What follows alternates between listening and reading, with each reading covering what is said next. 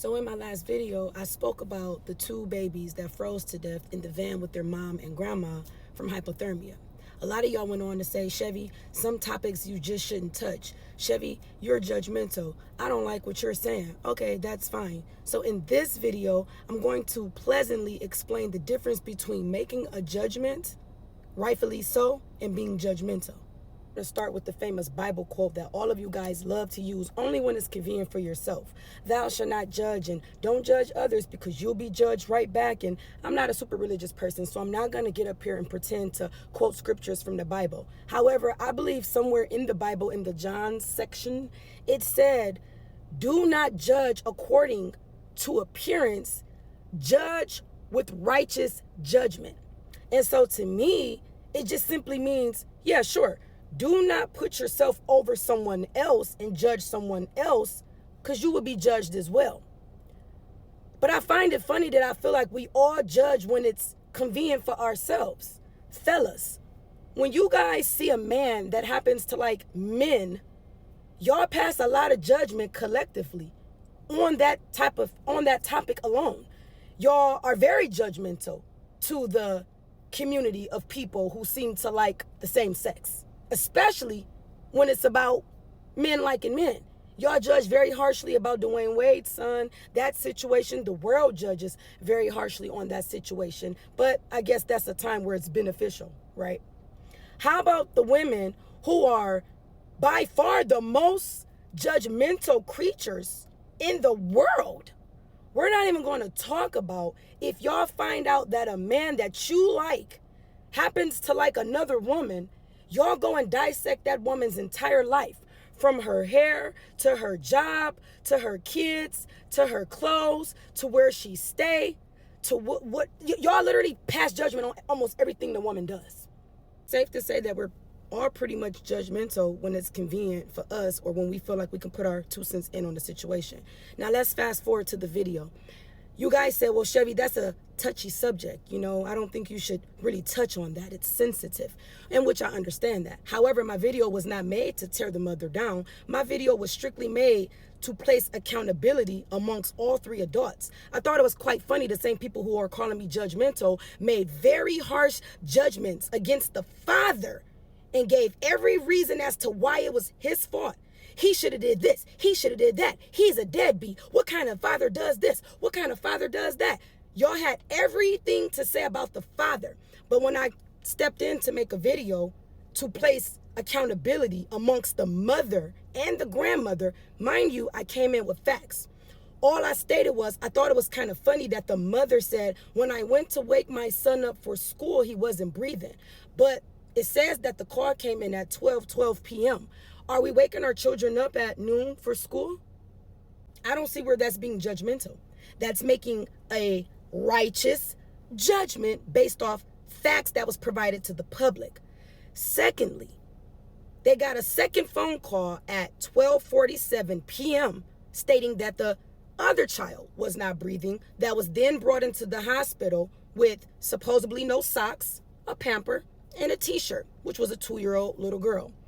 I guess I had a hard time trying to figure out when I was using my judgment, how is it that we got 2-year-olds? We don't hear them crying. I don't know a 2-year-old that's sleeping until noon. I've never seen a 2-year-old sleep to 12. Usually they're up bright, early. Mommy, I'm hungry. Mommy, I'm thirsty. Mommy. I didn't know that it was possible, I guess, to all be in a van where we're not hearing someone give CPR. Oh my God, he's not breathing. And then not realizing and checking everybody else that's in this van. And then we find out 20 something minutes later, oh my God, she's not breathing either. That's passing righteous judgment. I'm making a judgment based off information and facts and common sense.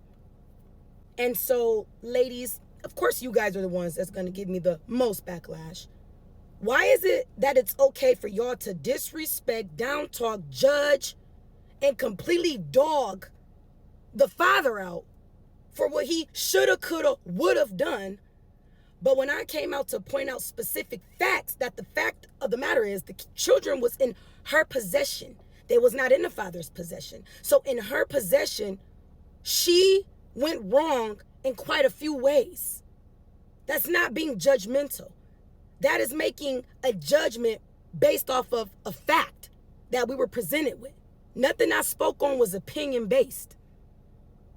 All three adults should have and should be held accountable, not just the father. But see, y'all live in a world where y'all only want to hear men slandering. You think like a man. You always up here trying to help the men, and you're always trying to back the men. You should have been a man. No, because just like y'all get tired of me, I get tired of hearing y'all up here constantly trying to forever place a blame on a man, when half the time it's us that can take some blame as well and some accountability. But I guess that's just something y'all are allergic to. And so when I made my video to speak about the mother, it wasn't to tear the mother down. It was to simply draw attention to where she should be taking accountability, where I seen and heard her not take any accountability for the death of two babies. Understand that as a community, we can mourn the loss of these two babies who don't have a voice for themselves. That 2-year-old baby couldn't say, "Mommy, I'm cold," or maybe she did say, "Mommy, I'm cold," and mommy probably wasn't around to give her a blanket or to properly dress her in such terrible conditions. When y'all say, well, that could be you the next day, understand that I'm not judging anyone who may fall upon a hard time, because we all do, we all have, and we possibly all can. However, I am specifically speaking on the conditions in which two children lost their lives. That means that in that particular moment, what could we as a mother have done to prevent the loss of these two beautiful babies? Understand that compassion and accountability can both exist in the same conversation. But if we keep skipping the hard conversations and say we shouldn't touch basis on that because it's too touchy, then we will forever keep having tragedies like this happening in the community, because we don't never want to touch basis on it. We feel as though we don't want to get judged for passing a judgment on it. You guys, real conversations have to be had at some point. We can't just judge a girl because she looked at whack for her birthday. We can't just judge a dude because he ain't getting no pussy. We can't keep talking about baseline stuff and getting mad when real conversations hit the surface. So understand this, judgment is pretty much nothing more than discernment. And without discernment, you are going to be making some very careless mistakes and careless decisions, because discernment is nothing but just a nice tool in your toolbox to help you sharpen up your senses so that you are self-aware and you have the ability to make good, great, sound, solid decisions. Being judgmental is not always a bad thing. It just holds people accountable for their actions. And that's something that a lot of us do not do. We don't hold people accountable for their actions because we try to use the Bible and say it's judgmental. How is that going to help anybody grow if we don't hold them accountable for their actions? So if you are a person that enjoys having real conversations, then you can continue to watch my videos and we will continue with dialogue and understanding. But if you're just here to try to tear me down and try to come and judge me when we shouldn't be judging each other, I'm here to let you know that that's not going to work. Understand that I said exactly what I said with my whole heart. But understand that when I speak, it was not coming from a place of being cruel or being with cruelty, I should say. It was coming from a place of care. And speaking for two babies who can no longer speak for themselves.